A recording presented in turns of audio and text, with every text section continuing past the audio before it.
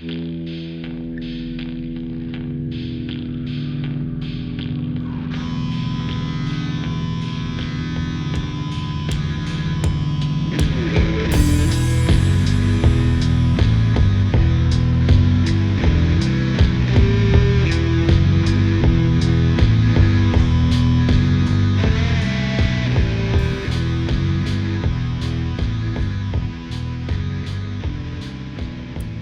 everybody, and welcome to another edition of the Overly Critical Hyperanalytical Movie Club.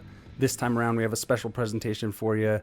This is the Overly Critical Classics, and in our inaugural episode of this deep dive style, podcast style, video cast style celebration of our favorite cult films or our favorite films in general, and for the first one, we're doing The Crow. Matty and I have been talking about it quite a bit, and we're very excited to deep dive it and jump in and learn some behind-the-scene tidbits you may not have known about, Matty may not have known about, as well as give you a little behind-the-scenes info on what makes the film special and also the tragedy of Brandon Lee losing his life during production and how they finished it and everything. So without further ado, we're going to jump on in. The Crow is a 1994 American superhero film directed by Alex Proyas and starring Brandon Lee in his final film appearance. The film is based on James O'Barr's comic book of the same name and tells the story of Eric Draven, a rock musician who is revived to avenge the rape and murder of his fiancée, as well as his own death. The film also stars Ernie Hudson, Michael Wincott, Bai Ling, Sophia Shinas, and Michael Massey. How do you feel about The Crow, Matty?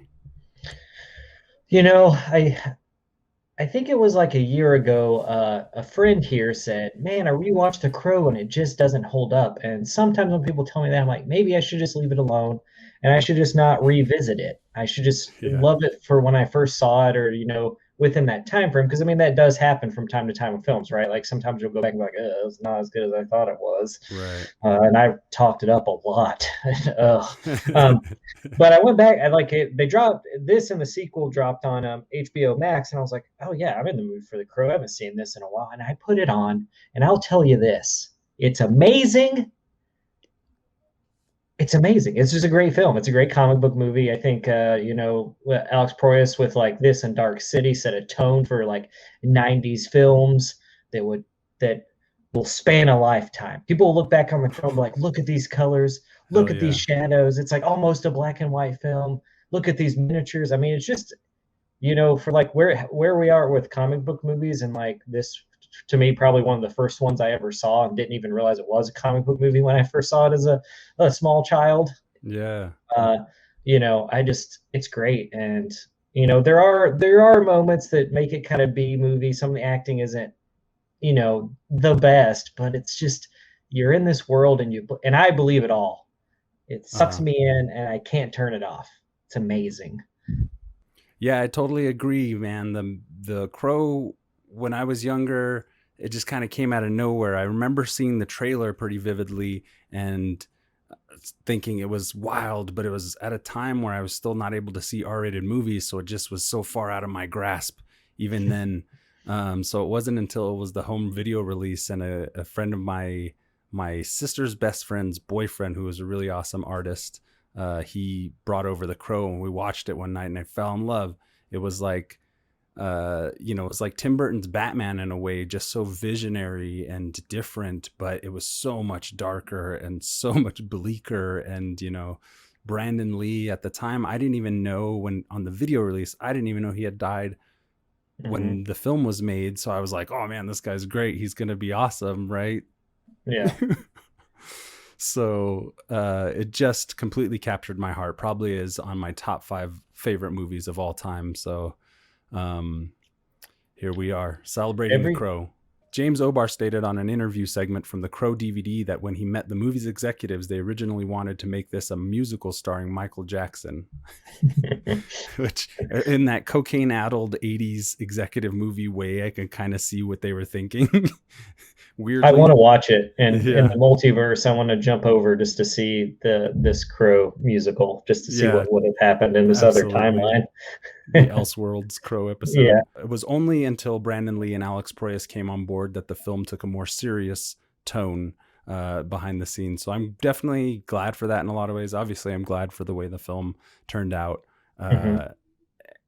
as it is, even with the death of Brandon Lee. Um, but yeah, to see a Michael Jackson musical, it must be pretty interesting being like a comic book creator and going in and your character that you're near and dear to being kind of reworked and retooled by some of these weirdos. Yeah. This is the first theatrical motion picture for Alex Proyas as a director who at the time had done mostly music videos and was known for his visionary style and his edginess. And so he must have had a pretty good pitch too, especially to win over James O'Barr. So I that's feel really like good. in the time this came out, like a lot of music videos directors were moving to features, Right.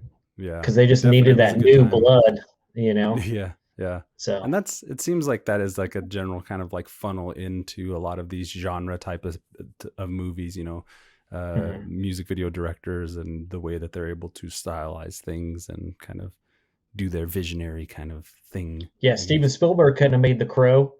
Been a totally Yeah. different movie. Yeah, I'd have totally. watched it, but Totally different. Way different. that's another Um, Elseworlds I want to watch too. yeah. Steven Spielberg's The Crow Yeah, it'd be all of a sudden in a jungle somewhere or something, or with DiCaprio. yeah. That's my choice. Anyway, That's my pick. that'll be our fan pitch one of these days. The script apparently took 2 years to write. Original scriptwriter John Shirley, known primarily for his work in print, had spent a fair amount of the time crafting the movie but wasn't quite pulling it together. He was eventually joined by David J. Shao of Critters at Critters 2 and Leatherface fame, who brought in some of the darker, more horror flavored elements, which I think was a good Nice. idea and definitely played off.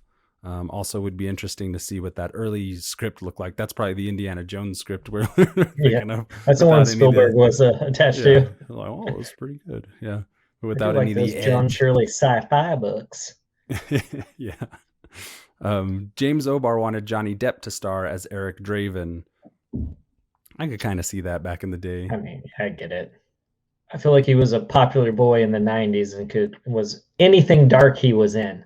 Yeah. So, I mean, I guess why. I mean, I don't know. I wonder why he would have passed this up. I mean, maybe it just wasn't like a Tim Burton film. Wasn't he doing a lot around that time? Maybe it wasn't whimsical enough, or maybe it was too Yeah, violent, honestly. Like Johnny Depp, for as much of a leading man as he is, he's not really like super the action violent kind of guy. And by the yeah, time they did get a script for Crow going, it was definitely more martial arts involved and fight scenes and stuff. yeah. So it makes sense why they ultimately went with But he did those Pirates Brandon. movies. He can do the action. Come on, Yeah. He Johnny. just he just waltzed his way around those movies drunk. No, I'm just kidding. Oh, Uh Spielberg's The Crow, starring Johnny Depp as Jack Sparrow. I'll watch that movie. Jack Crow. Yeah, John Crow. Anyway, River Phoenix and Christian Slater turned down the role of Eric Draven, having been offered it. River Phoenix, I could see. Christian Slater, I like Christian Slater, but maybe not so much as Eric yeah. I Draven. can't. I don't know. I've seen a handful of River Phoenix movies, and it's hard for me to like place him as like an actor because he's another one Yeah, of those guys that died young, and he didn't really. He was in great movies, and there's like Sneakers is a great movie. He's really good in oh, it. I love I Sneakers. never saw him do anything like that's like super dark like The Crow, so it's hard for me to imagine him as that. I feel like every movie I've ever seen him has always been well lit. Yeah, And yeah, that's so true. it's like to see him as this brooding That's character. funny. I guess kind of like Johnny Depp too, because I mean, even those Burton movies are kind of dark films, Right. but they have a brightness and I don't know, a lightness to them, I guess. So it would have been weird to see any of those guys in this like dark, brooding. I mean, honestly, you would Hellscape have of Detroit. yeah, like picking Brandon Lee, I think was a good point because he wasn't like super popular, and you didn't expect anything. You didn't know what Hmm. he could bring to the table, and I think that's what makes The Crow so good is that you got to see like sadly it's his last movie, but you got to see him just go all out for this performance. Yeah, absolutely. He was really in it. You could tell. You could the Yeah, intensity. Um, Cameron Diaz was offered the role of Shelley, but turned it down because she didn't like the script. She would have been fine, but I really like the girl who they have in the film. Yeah, I mean, I And mean, especially she's an unknown, so yeah, I was thinking it kind of, really sets her in that world because we don't know her from anywhere else, any other show or any other film. Um, and she's gorgeous enough. And the few flashback love scenes that they have together are really nice, I think. yeah. I mean, maybe she like a script version. Maybe there was more to her character, but I don't. I mean, I don't know how popular Cameron Diaz was back at this point, but I could see someone who's an up and coming actress wanting a little more meat to chew on, as they say. Right. You know, and I think the reason this film works so well is because it is a lot of unknowns, or like, Hmm. this kind of B list of actors like Ernie Hudson to Ghostbusters. Yeah, fuck yeah. But he's Yeah. like not a big A list actor. You know him, you recognize him, you've seen him and stuff. But I think that's why The Crow works so well, is because you have like this B list of actors who are just giving Right. it their all and making it seem believable. I think if this was like an A-list Johnny Depp, Winona Ryder, whatever, who was ever hot at this point when this movie was being made, I think you would just be like, I feel like every time The Crow would pop up, you just be like, oh yeah, that Johnny Depp movie. Instead of like, Right. I mean, you It'd do be say weird. Brandon Lee, but I feel like there's more to it. It's like, oh, it's a great like dark superhero movie. It was Brandon Lee's last, but it's also like a good movie. It wasn't just, it's not good because it was his last movie and he died on it. It's Right. good because it's a great movie and it's not overshadowed by like Absolutely. A-lister actors, Yeah. So And also give a lot of credit to David Patrick Kelly in the role of T-Bird, who I forgot to mention at the beginning. He's amazing. This mhm. guy, I believe he's classically trained actor. He does a lot of Shakespeare, but he's played a lot of villainous roles. One most iconically, I think, behind The Crow is, um, I forgot his name, but the Warriors come out and play. Yeah. That's my boy, David Patrick Kelly. So having just these darker, even Michael Massey, the guy who plays Fun Boy, has like a really, he's got a really kind of weathered look to him, like he really, all these guys play these junkies pretty well, I'd say. Yeah. Director Alex Proyas originally wanted to shoot the entire movie in black and white, closer to the comics, and using only color in Draven's flashback scenes with high contrast to them. But the studio executives didn't allow him to experiment with the approach. This made Proyas shoot much of the movie in a monochromatic color theme mixed with red and dark gray. I it would be cool to see it in black and white, Yeah, but I think it would lose a lot. I yeah. just I mean, It's I already was trying very to think. dark. Yeah, I mean, I think gets as close to black and white as you can with color, and I think it Yeah. works. I mean, one of my favorite shots in the movie is when the crow image is on fire, and I was like, I mean, that would be Yes. cool if it was black and white, and then they just did the fire scene, but I feel like that might take away from the flashback scenes, and then it might confuse people because at Yeah. this point you're only seeing flashback scenes in color, but then there's this fire, and True it would that. be cool because like in High and Low by Kurosawa, the only color in that movie is when they burn the red dye on the suitcase to figure out who the kidnapper is, and that scene is Right. amazing. Yeah. But I just like The Crow is different from High and Low by Kurosawa. Not to say that they're Right. not both great films, and I love them equally, but I just feel like this is the way. It's just the way a '90s movie was going to be shot. They weren't going to do Yeah. black and white at this point, and I think it's just hard to see. And by Yeah, by the 90s standards, you really we're I guess our generation would be used to, like, if something is in black and white, then that's the flashback, not the present time yeah, moment. According to James Obar, he didn't like casting Brandon Lee as the main lead for his comic book adaptation. At the time, he had only seen him in Showdown in Little Tokyo. Fun little movie if you'd not seen it. I looked over here, I meant to look over there. yeah, And feared it would end up like a kung fu movie and go straight to video.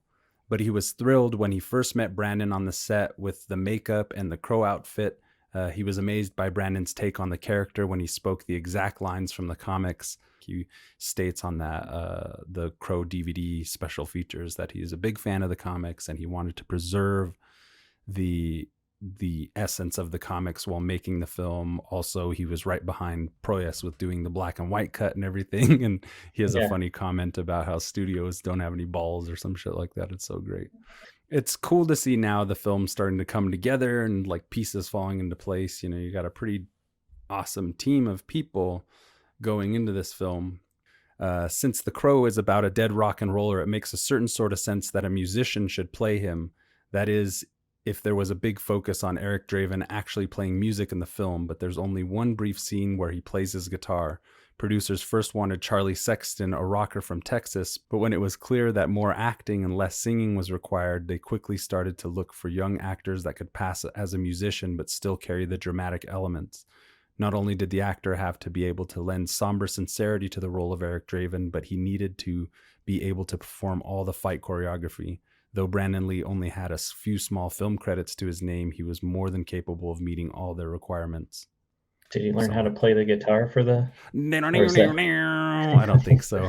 Those are some good moments. I don't remember exactly how it goes, but those are some choice bits. There could stand to be a lot more guitar in these in this film, or in any Crow film. I don't know. I think that part was cool, but probably a stunt double. So, not to bring it too down, but we got to talk about this, everybody. It's time. Get ready. Get those tissues. Get the tissues ready. The for Brandon and Eliza dedication at the start of the end credits was for Brandon Lee, who was accidentally killed in the production of this movie, and his fiancée Eliza Hutton, who supported Alex Proyas's decision to complete the film. Brandon Lee died during a mishap on the set. A scene required a gun to be loaded, cocked, and then pointed at the camera. Because of the close range of the shot, the dummy cartridges loaded had real brass caps, bullet but no powder. After the cut, the props master, not the arms master who had been sent home for the day, dry fired the gun to get the cock off, knocking the bullet into the barrel of the gun. The next scene to be filmed involving that gun was the rape of Shelley. The gun was loaded with blanks, which usually contained double or triple the powder of normal cartridges to make a loud noise. Lee entered the set carrying a bag of groceries containing an explosive blood pack. The script called for Funboy Michael Massey to shoot Eric Draven as he entered the room, triggering the blood pack. The bullet that was stuck in the barrel was blasted at Lee through the bag he was carrying, killing him. The footage of his death was subsequently developed and used as evidence in the investigation into his death. As part of the lawsuit settlement, the footage was later destroyed. Lee is the son of martial arts legend Bruce Lee, who died in mysterious circumstances before completing Game of Death. So that's, I think, a pretty nice, succinct description of the events as they went down. And I wonder if he had this blood pack thing ready to go. I wonder if how many minutes ticked by where they're like, oh shit, like is he still acting?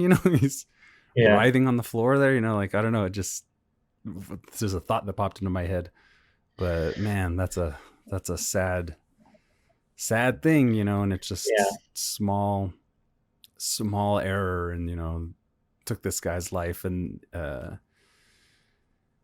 they bring up Bruce Lee and the way that he died. There's still a lot of question surrounding that. There are more factual takes on the whole Bruce Lee situation. I'll leave that to you to research. It's not so mysterious, but they did certain efforts in order to protect some of Bruce's legacy and some of the there was a little bit of shadiness around his death, but not necessarily any foul play. I'll just say that.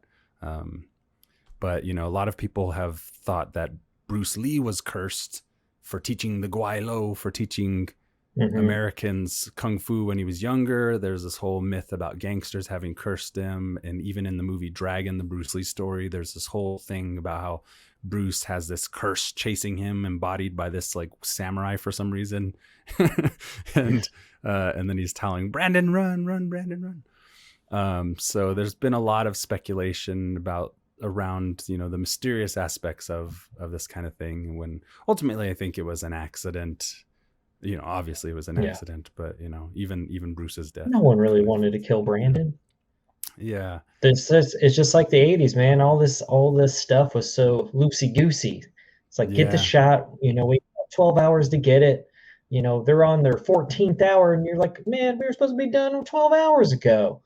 It's movies, man. You're there for those. Exactly. People make mistakes. It's, Small people budget, shouldn't have been sent home early, and there should always be a backup. Like, hey, check this gun for me before we fire it at this actor. And those laws are in place now. Just it sucks that we had to, lose. I mean, there's even other people who have died on sets. There's a really good series on Shudder called Cursed Films, which also features a crow and like the Twilight Zone, and that's a really good series to check out if you kind of want to watch these like cursed Okay. films that they say. And some of them are about people dying on set. Some of them are just like weird supernatural things that like happen on The Exorcist or just kind of any scary movie because you always hear of those. But it's a good series if you're just like looking for a more in-depth look at The Crow, I guess, and like the mystery surrounding that, Yeah. or watch the Blu-ray or DVD bonus features, stuff like that. But Yeah. That's an yeah, interesting show, Cursed Films. And even now, there've been sequels, but there've been a couple reboots that I've tried to go through, and people, partly Alex Proyas protects Brandon Lee's legacy as the Crow as much as he can. And, the few attempts to get a reboot going have floundered. So a lot of people kind of reinforces that myth of it being cursed or whatever. Yeah. Which I know it's interesting, obviously, to think about that kind of thing. But really, what we know is after this film probably led to a lot of regulations being put in place in terms of how things are handled on set with live weapons and that kind of thing.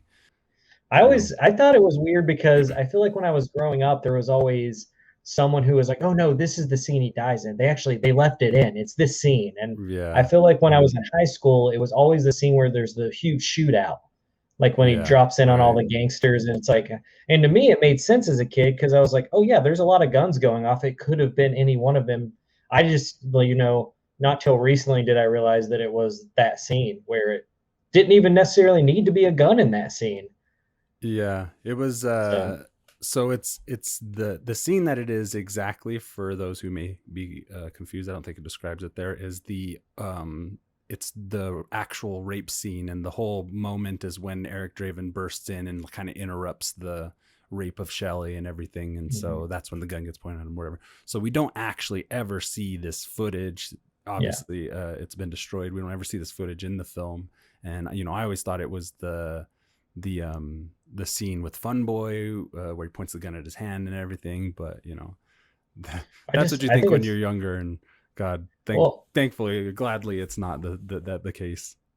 Although he was not at fault for the death of Brandon Lee, Michael Massey stopped acting for a year because he was so traumatized by the incident. In 2005, 12 years after the accidental shooting of Brandon Lee, Michael Massey, who fired the gun, claimed to still have nightmares of the incident up until his death in 2016. He had never watched the film. That had to be absolutely crushing, man. I can't imagine being his position. I can't. I mean, you hear of these things happening on set, and then like you got to get back to work. You got to finish the flick. I can't imagine how hard that would be. Yeah. Even if it's just like a stunt double who dies on set, it's just like the air that's around that film production at that time. It's just, I'm sure it was. I can't imagine what it's like. The main star getting killed and. Then having to go up to the fiance and be like, "Hey, do you want us to finish this?" And like, all the work everyone's done to make this movie. And, I mean, it's the right thing to do if they don't want to see him on screen or, I'm glad that we got to see this movie. I'm glad that I got to see Brandon Lee's and Alex Proyas's The Crow. And it's not something that like, we have all the sequels and they've remade it a bunch of times. And there's always this lost film that we'll never see. So I'm thankful that it must have been hard, but I'm glad that, that everyone felt like Brandon would want this scene. Right. So. Absolutely. Yeah. It really is, he went out giving his all, really. So it's there on screen. I feel it every time I watch. Linda Lee Cadwell, the widow of Bruce Lee and mother of Brandon Lee, filed a negligence case against producer Edward R. Pressman, actor Michael Massey, and 12 other defendants over the death of her son on set. She settled out of court to the tune of $3 million. Yeah, she deserves more. They all deserve more. Yeah. That was a rough one. Kind of hate that the actor that fired the gun got like into that, because it's like, I mean, he's just, he's there doing a job, and it's someone else's job to make sure that gun is safe to use. And he thought it was a blank anyway, so he was going to just go full force shooting it. Yeah, I mean, it's just hard for me to be like, it seems unfair. I mean, but this also is I thought of the very same thing, but I'm like, this is somebody's mother. Like, you do not want to stand in the way of I mean, she's about to take everybody down. I Yeah. feel because like previously we just said that he like didn't act for a year and it was like really hard on him and he's never, Right. I feel bad for the guy, man. He's like, Totally. I can't imagine what it's like to, Traumatized. yeah, it's just, dude, I can't. It's, Yeah. but Originally, Funboy was not supposed to fire the gun at Brandon Lee's character. It was changed at the last minute by director Alex Proyas. Another thing, like there's all these things that kind of compound on top of like mhm. how shitty this situation escalated. The following scenes were completed after Brandon Lee's death. Draven first enters the apartment after digging himself out of his grave. Footage of Lee walking through an alley in the rain was digitally composed into the scene where he walks through the doorway. Computer technology added drops of water to the door frame to make the water on his back not seem out of place. The shot of Draven falling from the window was made by digitally composing Lee's face, complete with simulated blood, onto a body double. The scene where Draven puts on his makeup was filmed using a double as well. The face in the smashed mirror was Lee's face, computer altered to fit the broken shards of glass in the mirror. The image of Draven walking towards the window with the crow on his shoulder was his body double, with his face added when the lightning strikes.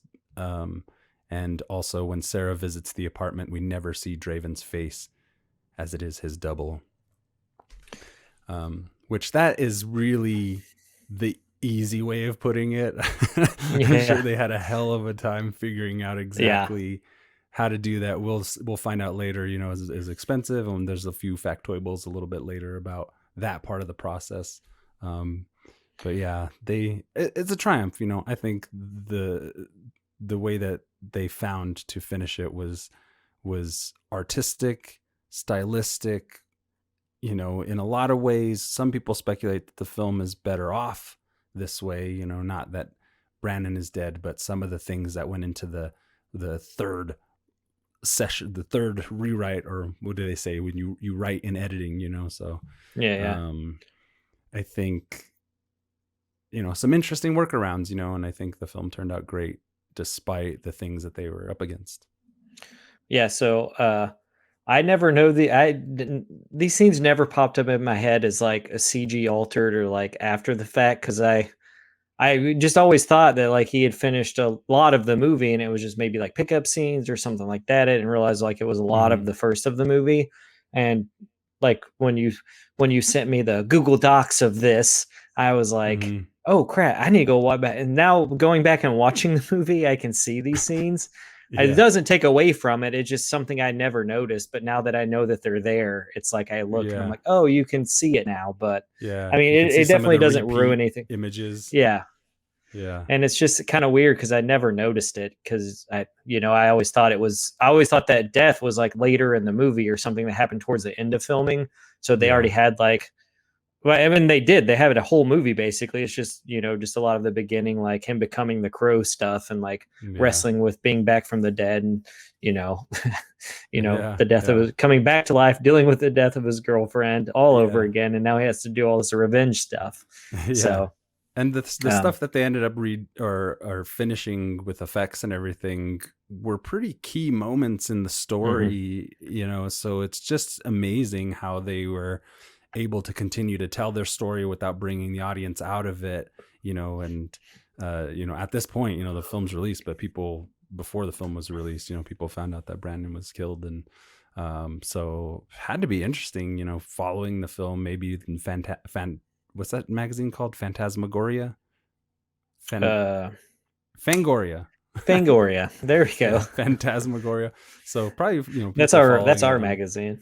yeah, before the internet and everything. So Yeah. um but anyway, the death of Brandon Lee was one instance of the film that went just absolutely disastrous, but the film itself uh had already had a lot of production woes going on, uh, in terms of the crew and the sets and everything. So we'll get into that a little bit here. There were several accidents that befell the production crew, leading to a widespread belief that the film was cursed. A carpenter suffered serious burns on his upper body during the first day of filming. A manual labor worker had a screwdriver get embedded in his hand. An equipment truck burst into flames. A stuntman broke several ribs after falling through a roof. A rigger was horribly electrocuted. A disgruntled set sculptor went berserk and drove his car through the props room, destroying it. And a hurricane destroyed several of the sets. So they It's were already crazy. having, I mean, is it cursed? You know, I don't know. There's just a lot of shit going on here at this Yeah. these studios. And I think, you know, maybe potentially, I don't know how superstitious you all are, but uh a lot of it I think was rush schedule, you know, very small budget, pushy producers, maybe antsy crew director, you know, a lot of things. So Yeah. it just, you know, in the story, the best stories of all the of our favorite films, you know, oftentimes it's these pretty crazy behind the scenes scenarios that come to light that really paint a picture of what was going on behind the scenes. Yeah, it's probably, yeah, I mean, just overworked and negligence. And, was this guy actually qualified to be doing Right. certain things that he was doing? Probably not, but it needed to be done. And, sometimes people step up because, they like the movies as much as we do, Right. and sometimes that could be disastrous. And you can't account for weather, dude. Yeah. It'll just it's like, yeah. So Where the did they film, shoot this? Is it North Carolina? yeah, the film was shot in Wilmington, North Carolina, at the Yeah, dude, that's same. like Hurricane City. This is the same studio that the Ninja Turtles Foot Clan warehouse was shot at. Is where they did a lot of the sets Nice. for the Crow and everything like that. And that's one of my favorite locations out of any movie. As you'll know, if you check superhero stuff, you should know. Check our tandem TMNT episodes that Andrew and I did for that series. We did all the three first films. Anyway, I thought that was a cool tidbit.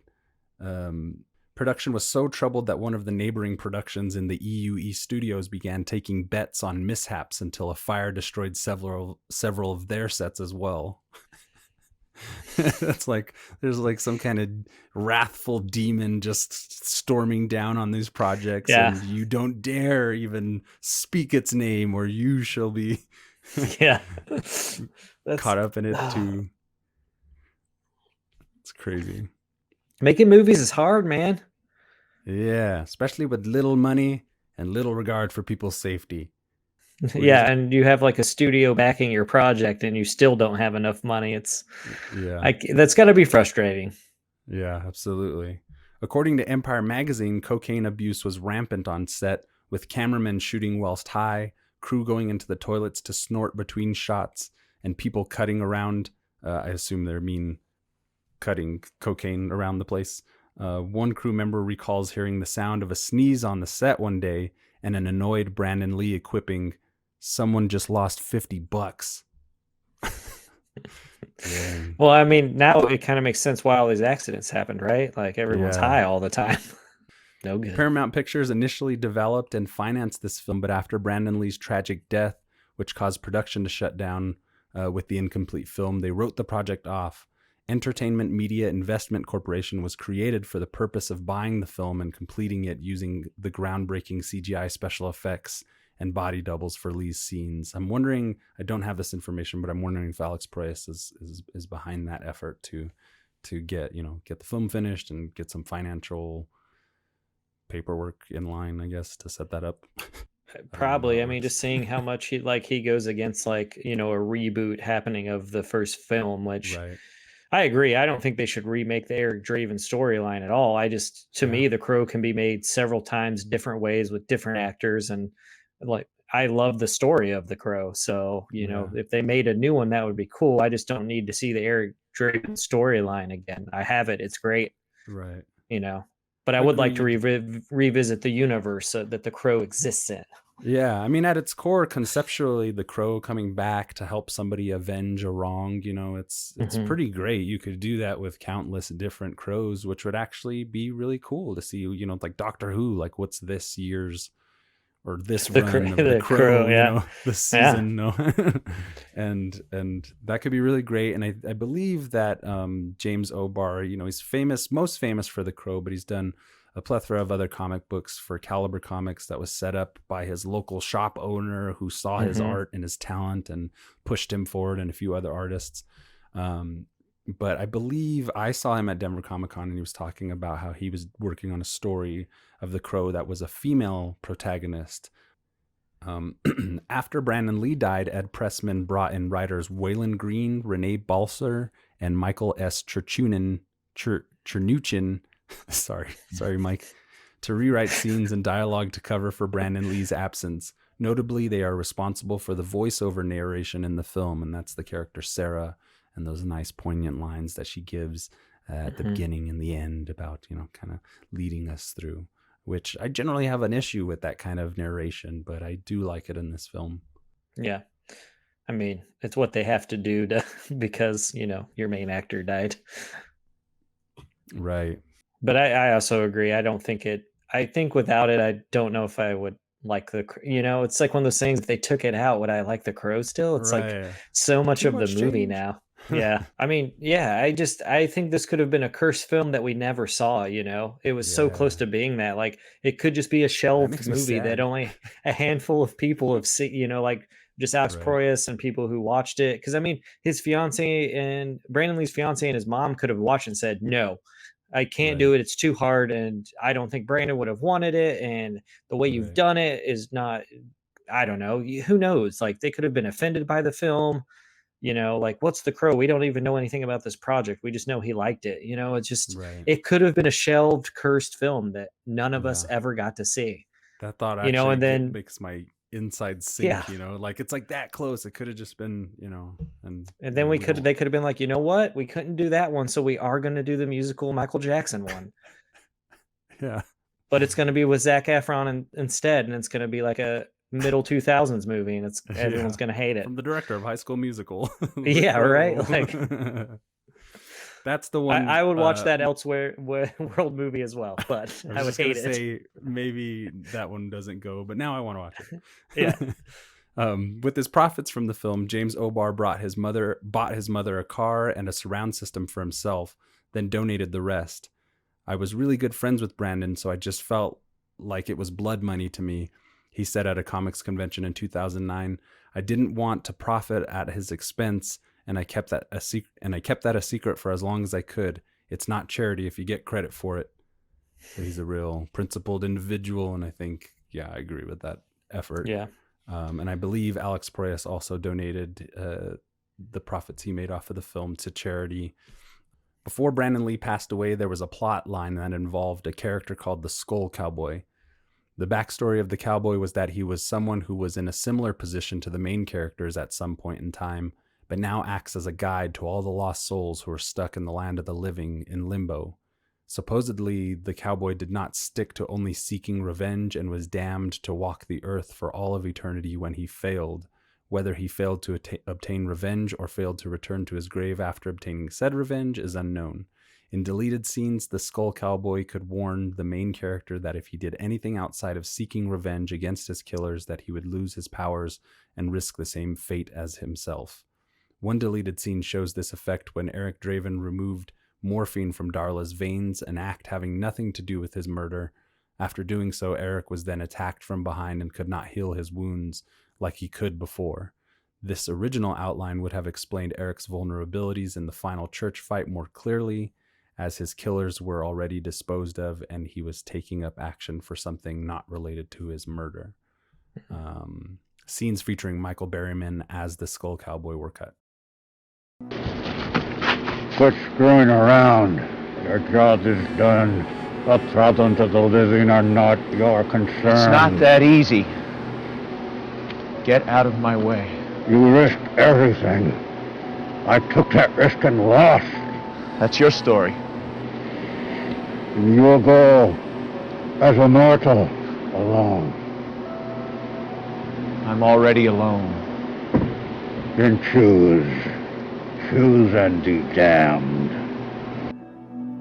That would have been, I mean, it's And you cool. read I the- like a character called Skull Cowboy. Just gonna Yeah. say, I would have liked to have seen it.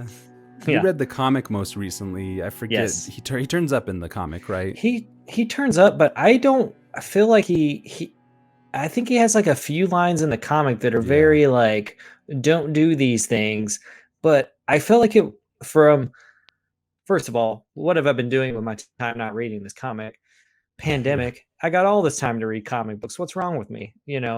But yeah, I was just, he's kind of ominous, and there is a little bit of back and forth between him and Eric, but it's Yeah, nothing. right. It's just like, hey man, don't do these things. You're gonna end up like me.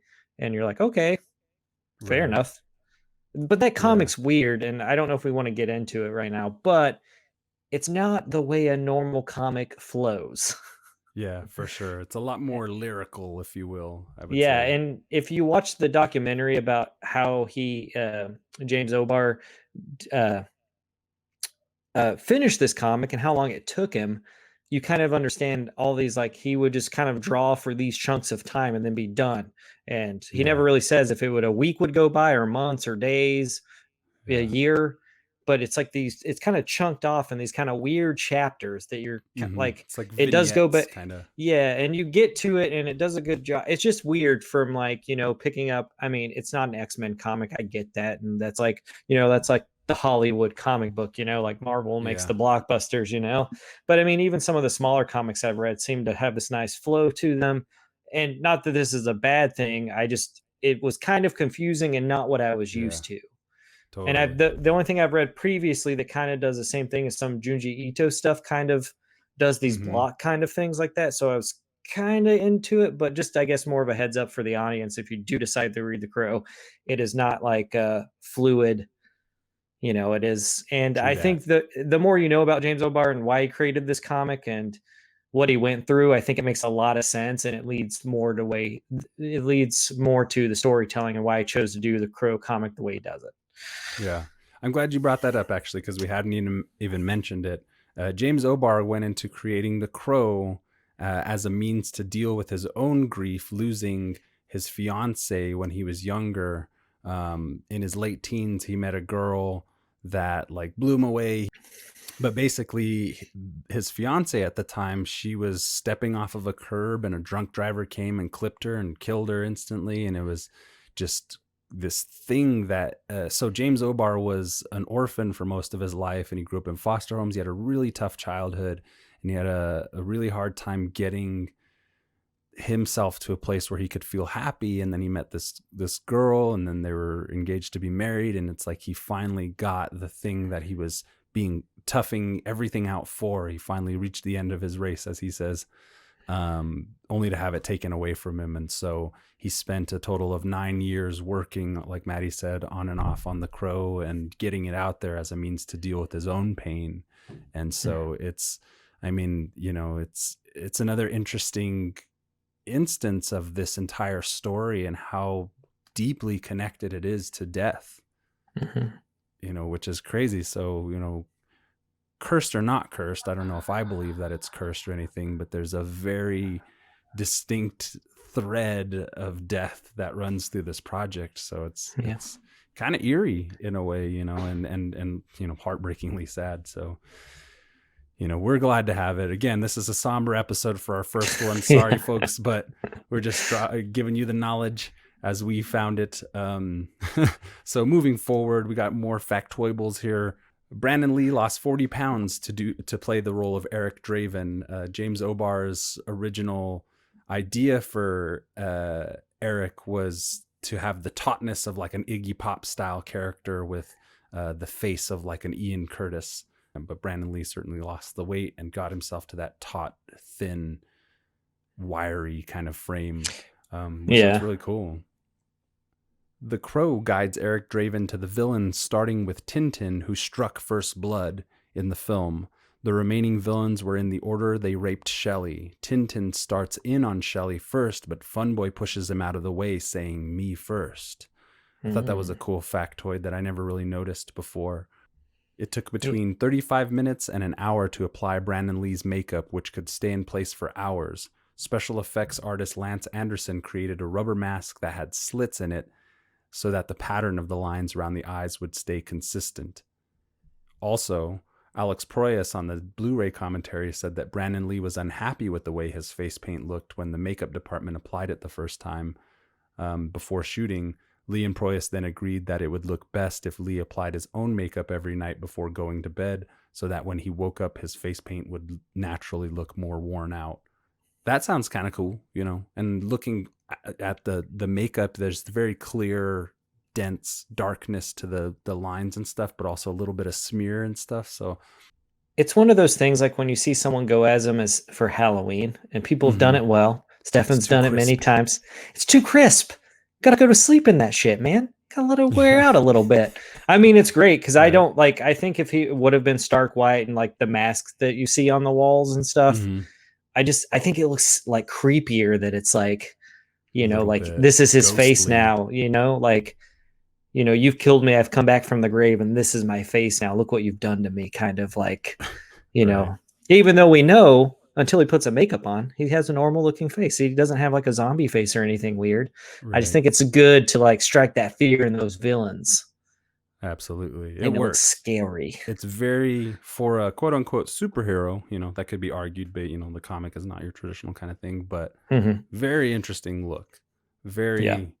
imposing too, especially the way Brandon pulls off some of these moments when he walks into, he's in Fun Boy's apartment and he rubs his head on that light bulb, Yeah. you know, and he's really creepy about it with the clown makeup. I mean, they even make it a point to mention, he's like, have you looked in a mirror lately? Yeah. You need serious help. Yeah. You know, since we're on makeup for a second, in the Yeah. comic, he has a scar from like his eye to going across the bridge of his nose. Right. That is like an interesting, like in the comic, it's like I think he gets shot or hit there with something. I forget. I read the Right. I didn't read this comic in like one night. It is a bit of a, you know, you got to take your time with it. It is, you know, someone did pour their heart and soul in this. So but I always wondered why they didn't put that scar or some kind of scar to kind of get a nod to the comic. Yeah, I you know, mean- I think there will be pictures added to this whole thing that we're talking about. But I do believe that the scar is actually there. It just doesn't show up very well on camera. gotcha. It's very subtle. But I do believe there are close-ups where you can see that. So try and hunt those Well, down. I got to go back and rewatch this movie again. Gladly. Creator James O'Barr makes a cameo appearance at around 32 minutes, stealing a TV set after Gideon's pawn shop gets blown up. Nice. Pretty cool. So to point him out for those who may not know and are interested, he's a really tall guy. He's balding on top with like kind of like a mullet of fine blonde hair. You can really see So the hair silky. sweeping in the wind as he's stepping over, stealing a TV. So just to Makes you point just that want out to for run your folks. fingers through his hair. When you watch the little doc, you'll see his hair. It looks, I just want looks to like he takes comfort care James of it. O'Barr, always. He takes care of his hair. It looks like, you know, just my fingers will glide right through it. All right, move on. It does look Vidal Sassoon-y. James O'Barr constantly listened to the songs of Joy Division and The Cure while shaping and creating the graphic novel this film was based on. He was delighted when Robert Smith of The Cure agreed to write an original song for the movie. Although a hugely popular song introducing legions of new fans to The Cure, they've only performed Burn live once, 19 years after the film's release, even though it was often requested. Maybe that's how they feel about Brandon Lee or something. They just didn't want to touch it. They didn't want to go there. Maybe they didn't like it as much. When It's a rad song. It's one of the best. Sorry. In my opinion. I love that gothy new wave hard rock. I guess not new wave, but like gothy hard rock stuff. When a fan asked if they'd play the song at a concert, bassist Simon Gallup replied, "Did we do that one for a soundtrack? I don't remember it." The Cure has since played the song on their 2016 North American tour. It's an amazing song. It's so primal, and I mean, it definitely is a Cure song, but it also has an added level of darkness, if you can imagine. Yeah. That to the I mean- Cure. It's those opening sounds are so good. I mean, it definitely fits the Crow, and I mean, it's the Cure sound, but it's darker. You know, it's not Boys Don't Cry. You know, it's true. definitely a Yeah. different. But yeah, that whole soundtrack is amazing. And Nine Inch Nails do a cover of a Joy Division song, which is a really good cover. Yes, that's so good. I won't attempt to imitate it, even though I sing it in my head. I'll mess it up right now. You know what? If this is your first time ever watching The Crow, just start jamming the soundtrack because it shaped the 90s. Anyway. That's exactly how it sounds. It's so good. Although the tone of the film is very similar to the comic, there were many changes in the comics. Top Dollar is a member of T-Bird's gang as opposed to heading up crime in the city. Micah and Grange, Micah is Bai Ling's character, Grange is played by, blanking on his name, apologies, we'll put a little title down there at the bottom. Micah and Grange were also not present in the comic, and there was never any mention about the crow being a power source. Also in the comic, Skank was not involved in the murders of Eric and Shelley. Instead, a character named Tom Tom was. Sarah also served a minor role, first meeting Eric after his death, and Albrecht, as he appears in the movie, is a combination of street officer named Albrecht in the comics and police Captain Hook. Another major change is Eric as a mechanic in the comic, and his last name was never mentioned. He was changed to a musician as an homage to all the music references James O'Barr had in the comic. And in the comic as well, the murders are actually a twist of bad luck, with T-Bird's gang, while high on drugs, ambushing Eric and Shelley when their car breaks down. In the comic as well, Eric is actually the only one who lasts for 30 hours of intensive care, with most of the events implied as possibly being a revenge fantasy as he lies in a coma. That's even much that darker. Shit happened. Yeah. That's even kind of a darker take, if it was, he's giving you this thing and it's cathartic for some reason, and then even James O'Barr, like, nope, it was all in his head. But it seems like a lost ending to me, and I don't like it. Yeah, I can't confirm it. I love the supernatural, though. So yes. I don't want it to be true. I will say what you've just said and the changes that have made reading the comic recently and watching the movie several times. I feel like, it's there. Like the feeling and like the essence of the Crow comic and the movie is there. Like even with sometimes you change stuff in adaptations from movie to book and blah, blah, blah. And you like characters aren't added and you're like, oh my God, they lost this whole scene. And now this is kind of weird that this happened and they didn't explain it. But I feel like they did a good job of like, I do like that if the crow gets damaged, I always thought that was cool. Like, as he learns that the crow can't be hurt. And then when Bai Ling gets it and you're just like, oh my God, they control the crow now. It gives you that sense of urgency. Like, is he going to be able to finish this task that, he was brought back for? And I don't really like in the comic, I don't feel that because that sense isn't there, except for the fact that like the Skull Cowboy would be like, if you do too much, you could be like this forever. And, maybe he wants to, maybe that's not a bad thing if you come back from the dead. But I feel like there was more of an urgency at the end of The Crow, like when everything's ramping up that like, he's just got to be like, I don't have much life left. I gotta see this through, man. I got to get these last two. And I think it works good for a movie to keep the action going, like just, when you get to the climax, you got to keep it going to the end and make sure the resolution's good. And I think that just adds a little bit more, I guess Hollywood is what you would say, it's like what you want out of a movie instead of like reading a comic is different from watching something, right? So they definitely changed it, but I think it still holds the essence of The Crow between the adaptation from comic to movie. Yeah. It's actually, I totally agree. And in a way, the movie itself is even a little bit more accessible than the comic, I would say. The comic is pretty bleak, it really dwells in a lot of this sadness where, like you're saying, the film kind of pushes forward with the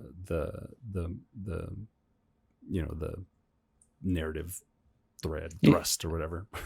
And I would say that like in the comic too, like when he goes and gets his revenge, like those scenes are brutal in the movie, but I feel like they're like more heavy, more brutal in the comic. Like the stuff he does to them is really violent. And I mean, no comics code here, people. So I mean, I don't know. I mean, they did a really good job of adapting this for like trying to make a big budget movie that people would go see and it would make money, but still hold true to the essence of the creator's vision. And that's hard to do. I mean, I can't name any right now because my mind's blank, but I'm sure there are thousands of things I've seen that goes, well, you didn't really capture the essence of that, did you? That sucked. But absolutely. So it's just kind of great that you can change stuff and still get the essence of something. And like, I don't know if James O'Barr says if he's ever loved the movie or how he feels about it. But to me, reading the comic and then watching the movie, it works.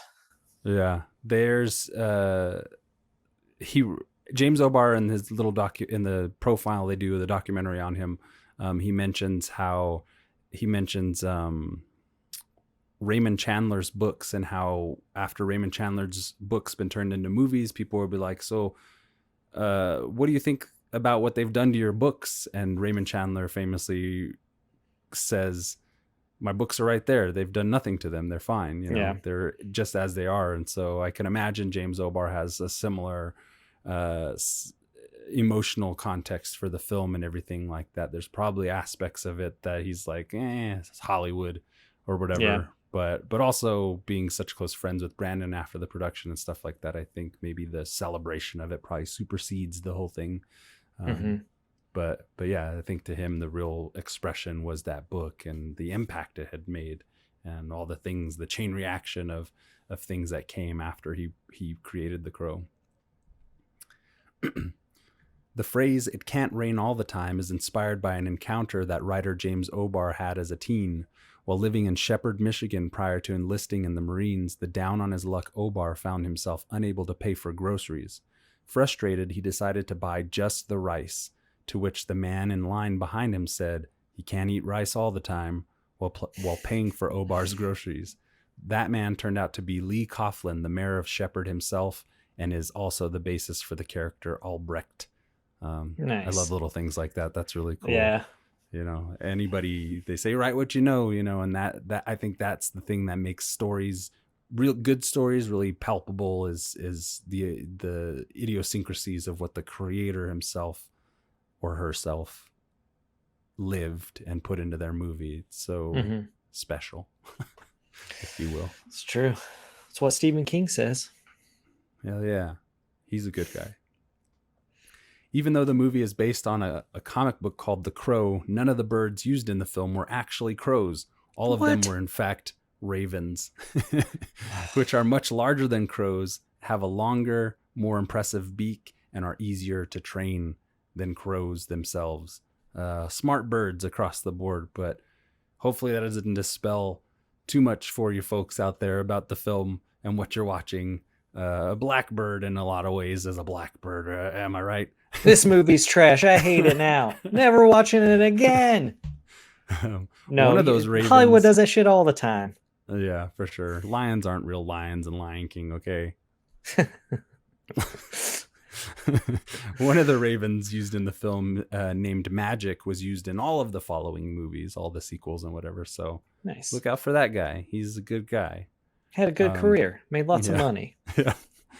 Early in the film, Eric recites the line, "While I nodded, nearly napping, suddenly there came a tapping, as of someone gently rapping at my chamber door," is from, if you don't know this, I'm a little disappointed, but it's from The Raven by Edgar Allan Poe. Which is a funny coincidence, seeing as how they used ravens instead of crows. But anyway. The poem is actually misquoted, for those nerds out there who care quite as much, but Eric Draven says, "Suddenly I heard a tapping," while Poe's actual poem says, "Suddenly there came a tapping." So for you literary nerds out there, I'm looking out for you. Yeah, this is a deep dive. We ain't laying it all out on the line. Yeah, we're diving certain depths. We're not going to go Mariana's Trench with it. In folklore, the crow is associated with death and change. Some mythologists consider Eric Draven to be an avatar of Odin, the wise Norse god who had two crows, Hugin and Munin, who kept him informed on the news of the world. I kind of dig that. If there's, whether or not it's real, like the fan fiction of it possibly being connected to Norse mythology, that would make a lot of sense. Or even Native American mythology, somehow, animals and I don't know. Either one would be good. So when I watched this movie, and I never did any research, I don't know why, I'm lazy probably. I always wondered if this story that James O'Barr was using about the crow awakening, bringing people back from the dead, if that was some kind of Native American myth or lore from other countries or whatever. And I don't think that it is. But I do think it's very cool that he kind of created this mythology enough to make you think that, like, oh, this is probably passed down from generations and generations. Yeah, And I definitely. love And I that. mean, it's a fairly simple. I don't want to say simple, but simplistic concept. So there's probably something very similar within ancient mythology. You know, they say there's only really 36 dramatic situations that humans can get into and are Yeah. carried over from ancient Grecian stories. So I would not be surprised. I'll do a deeper dive outside of this and get back to you, but I would be surprised if it didn't share some similarities with some ancient mythology or something. Yeah. At least one can hope. So for the opening sequence, which shows a city on fire, the production team used miniatures and at the time revolutionary projection technology that made use of projecting onto basically projecting onto screens behind the miniatures, and the effects themselves were scaled to look scaled and animated to look as though they moved along with the camera as it pushed into the so they the pulling some miniatures. Mandalorian shit before the Mandalorian. Yeah, this is some real cut and paste style, getting your hands Disney all dirty over movie here. effects. We're creating all this new technology. The Crow already did it. We've come a long way. Yeah. The production team didn't have money or the space to shoot a car chase sequence, which was written in the script. So they did a lot of that with miniatures. If you go back and look, it's a really pretty nicely seamless and stylized execution of a car chase in a dense urban city. You know, it's really pretty good knowing that after the fact.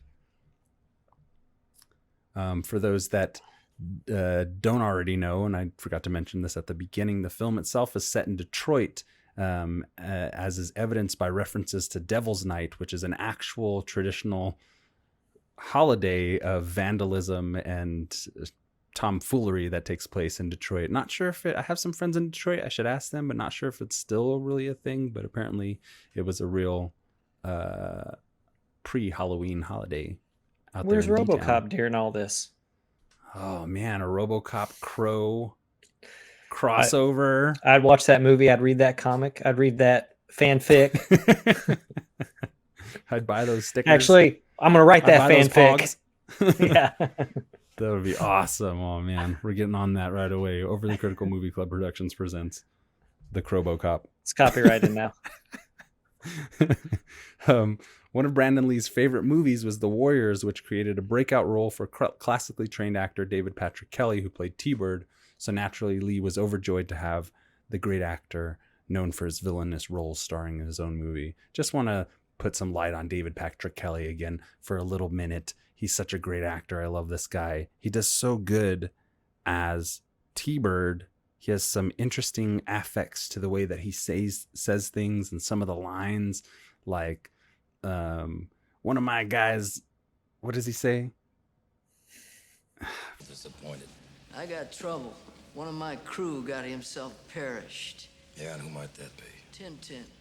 But David Patrick Kelly brought an antique copy of Paradise Lost to the set so he could use it when his character quotes the story, which I'm assuming is in the script, but he went out and found an antique version of the book to use.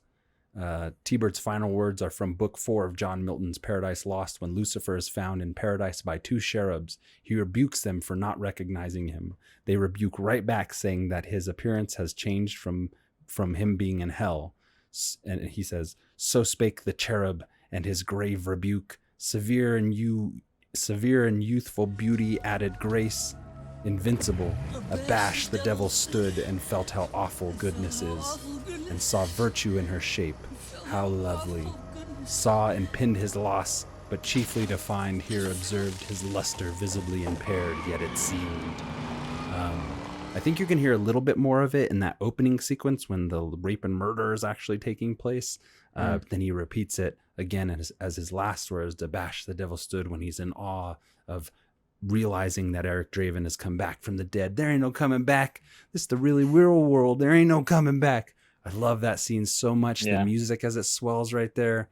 That is some epic gothic shit. I love it so much. At around 57 minutes, just before sending T-Bird off in his car, Eric roots through the trunk and picks up a bundle of TNT with a digital detonator. He apparently arms it because when the car blows up, the explosion starts in the trunk. Now, I'm gathering these behind-the-scene trivia bits from IMDb, so they can pretty much be written by anybody. And mostly I trust everybody, and I think, hey, that makes sense after the fact. However, I think maybe it was just like the car's going to blow up some way, because really what we see is him spark that grenade and drop it into his crotch. So it really could have been any one of those things, but he just got double exploded. It's fine. A for effort, for, that being supposedly correct. I don't know. It could be any Joe Schmo, but I do like it. And next time you watch it, pay attention. The back blows up before the front grenade, whatever. Good scene. At around 6 minutes, when T-Bird, Funboy, Tintin, and Skank destroy the arcade, T-Bird says, Lake Erie actually caught on fire once from all the crap floating in it. I wish I could have seen that. Something like this did actually happen, but it was the Cuyahoga River in Cleveland, Ohio, which feeds into Lake Erie. That would have been cool to see. Pretty crazy. Top Dollar is a unique character and an enigmatic villain with his long black hair, 19th century garb, southern drawl, and an eye for medieval weaponry. He's played by the gravel-voiced Michael Wincott, who was popular in the 90s for playing villains in movies like Kevin Costner's Robin Hood, Disney's The Three Musketeers, and Along Came a Spider. By starring in period adventure features, he had extensive fencing experience under his belt, which he further honed to make the threats of his character particularly lethal. Where Wincott shines is with his extensive monologues on everything from capitalism to the 7 deadly sins to matters of heaven and hell. The eccentric delivery of his lines, as well as their content, was no accident. He often ad-libbed lines on the spot, which were kept in the final cut of the film for their lyrical and poetic quality. It's a shame he's not in more stuff, and maybe I just haven't seen everything. I'm sure he's one of those actors that has he's been in 200 movies and I've seen 5.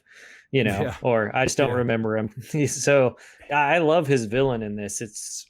In the comic, there's no they're all bad. They're all in this car and he's getting revenge for him. But you just love a good main villain, dude, don't you? Michael Wincott's Top Dollar is top notch. Top Dollar. Yeah. It's, just some of these lines, some of it, like David Patrick Kelly and his lines really stand out. I think the most. Eric has some great lines as well, so maybe those 3. It's like a trifecta of great performances here that really are haunting and stick with you. Another notable role of his is in Dead Man with Johnny Depp by Jim Jarmusch. He's hilarious in it and also plays a pretty shady character. If you haven't seen that movie, check it out. It's one of my favorites. So Neil good. Young soundtrack. Robert Mitchum, I think one of his last roles before he passed. That's Great. Right. Yeah, You're gonna be pushing up daisies from a pine box. Yeah, so good. That's awesome. That's true. That was one of his last roles. Yeah. We got little tidbits to drop here on Ocha. Factoibles. That's a Ocha Movie Club proprietary slang. Don't take it. Factoibles and get in on the sniz. That's another one, but more on that later. T-Bird's car is a 1973 Ford Thunderbird. The song playing on the radio, "The Big Empty" by Stone Temple Pilots, first appeared on the movie's soundtrack, and I think made it kind of a hit. That's one of my most favorite STP songs.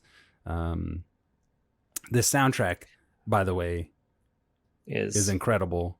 Yes. You got Rage Against the Machine, Henry Rollins, Pantera, fucking. I do like that this Stone Temple Pilot song plays, but I do think it's kind of out of place with the rest of the music. Because it's in that moment really too. Yeah, it's just a weird song. I like STP, but I was paying more attention because I was listening to the soundtrack and I rewatched the movie, and just because sometimes when I watch something, I don't music will affect me, but I don't listen to it really. I know people who come in oh, the soundtrack was amazing. I was watching the acting and all the cool action shit that was happening. I didn't really pay attention to it. So I like going back and when I rewatch stuff, I pay more attention to that and be oh, the soundtrack is really dope. Or if, Yeah. So Oh, go when ahead. I saw it again in the movie, I was like, wow, this seems really out of place for the rest of this soundtrack because everything else is much, much darker than that song. At around 42 minutes, the line, "Mother is the name for God on the lips and hearts of all children," spoken by Eric as he drains the morphine from Darla's arm, is a quote from Vanity Fair by William Makepeace Thackeray. The quote being, "Mother is the name for God in the lips and hearts of little children," is the actual one, which is cool. I had no idea until I researched this that wasn't a J. Obar original. However, I quote this line, but it's one of my favorites, and pretty much my entire personal vernacular and dialogue is derived from the movies that I love. So if you catch my references, I will love you forever. I'm a lot of Coen brothers coming out of my mouth. Anyway, Yeah. a lot of Crow I and like Coen that- brothers. That when he delivers that line in the comic and then in the movie, I think they both hit just as Yeah. it hits, man. I mean, I love that line. I love that scene in the movie. I love that he takes this time to, like, you know, this little girl that's in the movie that was like a friend to them, and her mom's just, you know, wrapped up in this gang and then just this shitty life. And I'm sure that shit's just like a downward spiral and it's hard to get out of. I love that, like, he takes this moment and like saves this woman's life. And it that's what kind of escalates this character instead of like a revenge story. It kind of gives you that, like, this is going into hero territory now. Like, I mean, I think what he just does it the one time, right? But I think it just makes the character that more like, it's not just a revenge tale. He not trying to make the whole city better, but at least within this community of things, he's trying to make certain people's lives better. Yeah. And the Crow's so good. Look. Mother is the name for God on the lips and hearts of all children. Do you understand? Morphine is bad for you.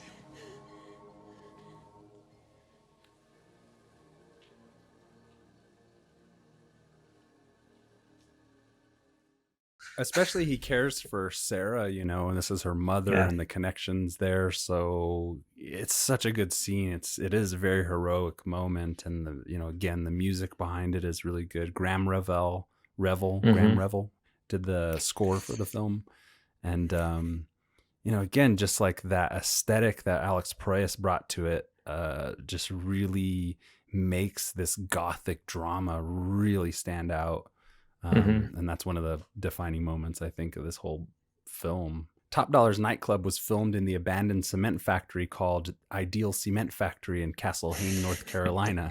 It was also used as the filming location for Shredder and the Foot Clan's hideout in Teenage Mutant Ninja Turtles, the original 1990 film, as well as the little cyberpunk cityscape from Super Mario Brothers.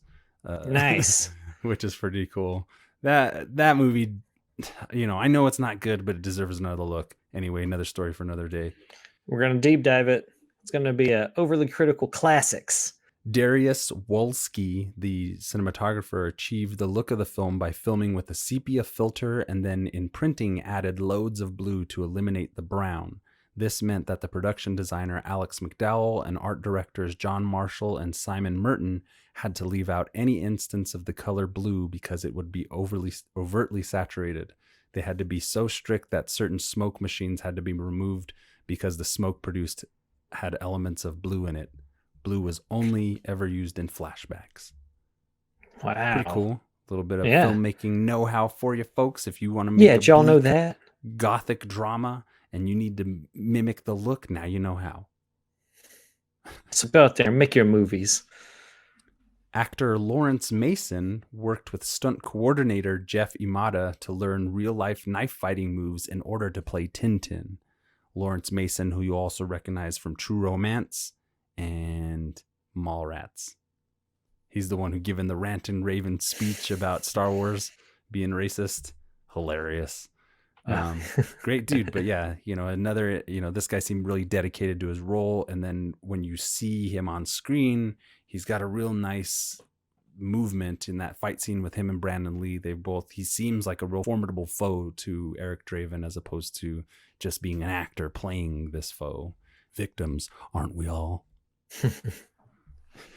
Besides his cameo in the boardroom shootout, screenwriter David J. Show was frequently a double for several of the actors. T-Bird's feet in one scene and so on. There's probably a lot of that going on a rushed production schedule, low budget. Just get in here. We just need your freaking boots.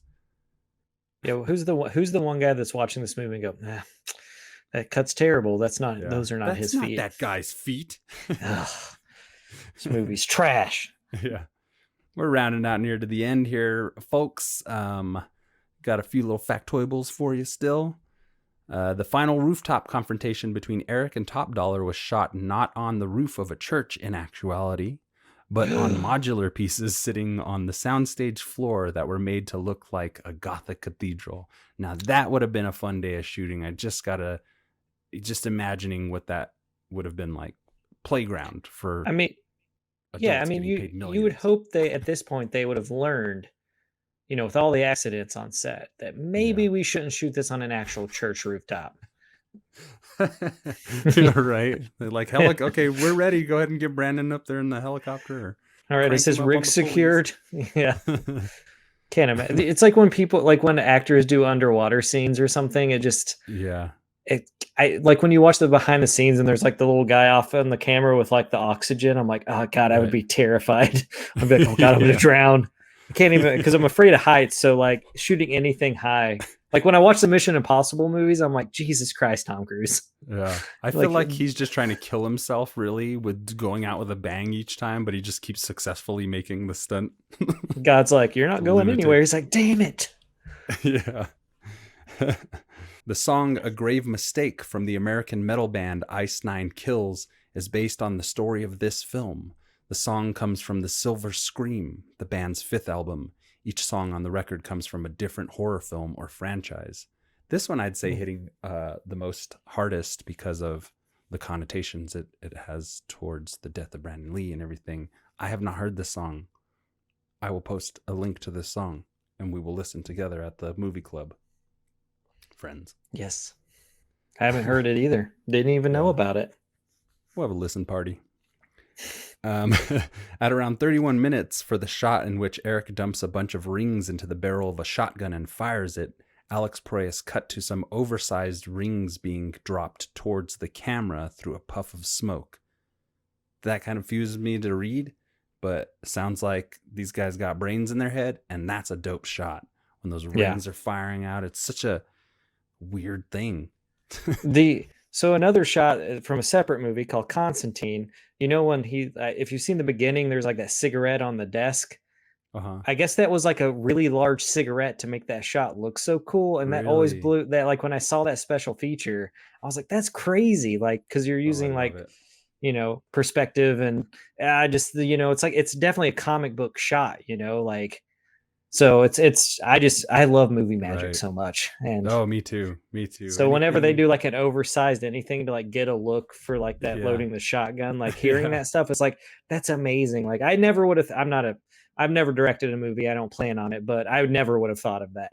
It's just, I love movie magic so much. Yeah, absolutely. And I think, Alex Proyas, again, coming from music videos and stuff, he probably had a lot of really interesting conceptual ideas behind execution and effects and just getting those, he's adapting a comic book, and a lot of what we see in comic books is so extraordinary from what we know in reality that to make an effort to adapt that kind of thing, you're going to have some really interesting stylized imagery from this type of person. I mean, Dark City is a great film. Alex Proyas, kind of quality of his films kind of ramp. Well, we don't need to talk about it.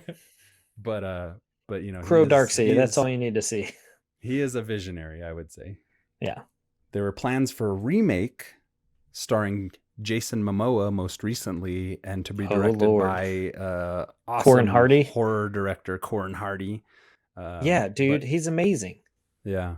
But I guess there were creative differences that the studio and Corin Hardy were having. And once Corin Hardy was either let go or quit, Jason Momoa followed suit as he formed a friendship with Corin Hardy and in solidarity backed out of the project with him. Also, I think they kind of came up with what they were going to do together for the film. So it was kind of a joint conceptual project. But I don't know how I feel about Jason Momoa as the Crow. I don't like it. How do you feel about that? if it's just a new Crow movie and that was a plan, it's not a reboot, I'll watch it. I don't Yeah. think Jason Momoa is the best actor. I think I do like Corin Hardy though, but I also heard he did, how James Wan has his like universe, the Conjuring universe. So he directed the Nun movie. And Okay. I thought there were a lot of cool moments, but from what I've read, he butted heads with James Wan a lot on his vision and what he wanted. But James Wan was like, well, you got to follow these beats because it follows this, So he might just be a hard guy to work with. He does have this Okay, really yeah. great monster flick called The Hallow. That's an Irish film, Yeah. and I love it. That's It's good. just to give a little bit. It's like the Irish Pumpkinhead or something like that's, and there were multiple Pumpkinheads in it, Yeah. but it's the closest thing that reminds me to that, like Ed Hardy, like, yeah, I don't know. Watch Pumpkinhead, watch The Hallow. It's great. So it's good I'm stuff. wondering if he's just like a director that's like hard to work with. But I think his Yeah, visual potentially. style would have been really cool to see him do his version of a Crow movie. But Yeah. like I said earlier, I don't want to see the Eric Draven story redone. I don't need it. Now, if Jason Momoa just wants to play a new guy that has like, has his background and, loses his kids or something really close to him, and it's not I would watch that movie. Right. Yeah. But We were excited about it, I think, you and I. We were Yeah, I keeping up mean, with it for a little bit. well, I like that director, and I definitely think he has a cool visual style. And if he's hard to work with, that's gonna like shit on his career, honestly. But I do think the Hallow is a great movie, and I've rewatched it several times, and I'm definitely waiting for his next big, like, what's going to be his breakout movie, which I thought was supposed to be The Nun. It's good. There's some cool moments in it, not great. And then after that, it was like, oh, they're going to do The Crow, and I was like, don't remake it, man. Just do a new Crow story. Like, I don't need to see you take over Brandon Lee's mantle. He did Eric Draven perfectly. Yeah. Move on. True. If you want to remake a Crow movie, you could do the third Crow movie or the fourth one. Don't touch City of Angels, though. I secretly love that movie. Now everyone knows, so it's not a secret. But I do love the sequel to The Crow a lot. So the last few factoibles I have here. Funboy uses a Smith & Wesson Model 629 44 Magnum revolver as his weapon throughout the film, which he uses to kill Eric Draven in his apartment. After Eric kills Funboy, he takes the 629 for himself and is seen using it in several scenes, most notably in the shootout in the club where he wields this gun akimbo. Nice. What a great word. With T-Bird's Taurus P292. This is most likely the gun that killed actor Brandon Lee in real life as well. Which just had to bring it down to a sad note again. We were getting fun. Here we are. That's crazy, just in that paragraph that I read, seeing this gun changing hands ultimately to be, horrifying. I mean, it's kind of crazy that it sucks that it killed Brandon, but what if Brandon Lee shot that gun and killed another actor, or anything could have happened. I mean, I hate that it happened to him, but it could have been the reverse. He could have, and it could have been, we could have never seen The Crow that way too. Yeah. A bullet casing can be seen in Eric's hair during the church scene near the end. David J. Shao is one of the first men to get killed during the boardroom fight. You see him fall and then abruptly disappear under the table. He's also the guy who was Boots at a certain point, and he's all up in this film. So, oh, he had to die. He had to go under the table to die on another side of the screen. We need you to roll under here because you got to die over here. Yeah. My last factoible of the evening is the body count in this film is 31. Oh. So that's that nice. I found that out researching this, but I think for movies of this ilk, we're going to do the body count every time. This is going to be a thing in our Is it films. the highest count in any Crow movie? Ooh, that I don't know. Dang it. We'll have to follow up. Did you want to say anything else before we wrap it up? I mean, if you haven't watched The Crow, gotta watch it. It's so good. Yeah, I mean, and read the comic too. I mean, it took me a long time, but it's definitely worth it. I don't know which one you should attack. I think for me, it was watching the movie and then finding the comic later.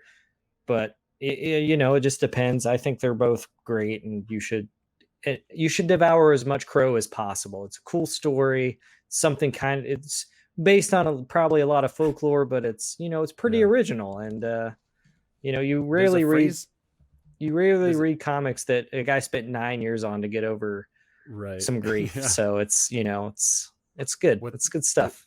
What's that favorite or famous expression? You had to eat crow, or somebody had to eat crow.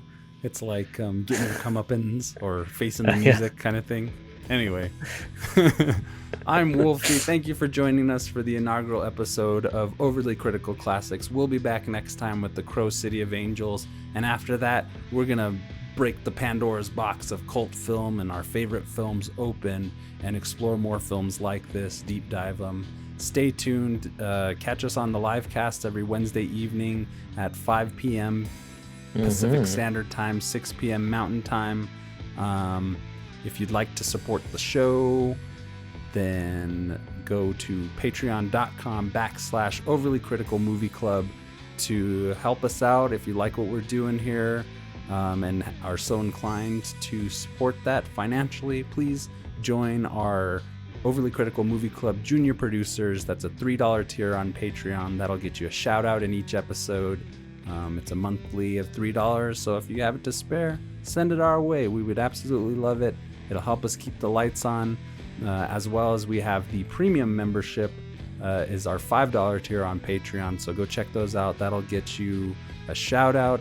That'll get you monthly wallpapers that I'm working on for your devices based on the topics that we talk about. And what else? Go check that out. If you're not inclined to support us financially, go to our YouTube page, like, subscribe, hit the bell for notifications, go to our Facebook page, go to facebook.com/groups/Overly Critical Movie Club. Get in on the conversation, join the club with us. Really help us get the YouTube channel going. So go to that and subscribe if you will. We really appreciate that. If you want to see us, if you want to check us out on Instagram, we're at Overly Critical Movie Club.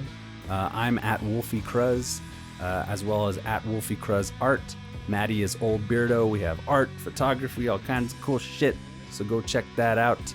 I think that's all I got for tonight. Thank you once again. This is Wolfie signing off. This is Matty. Bye-bye.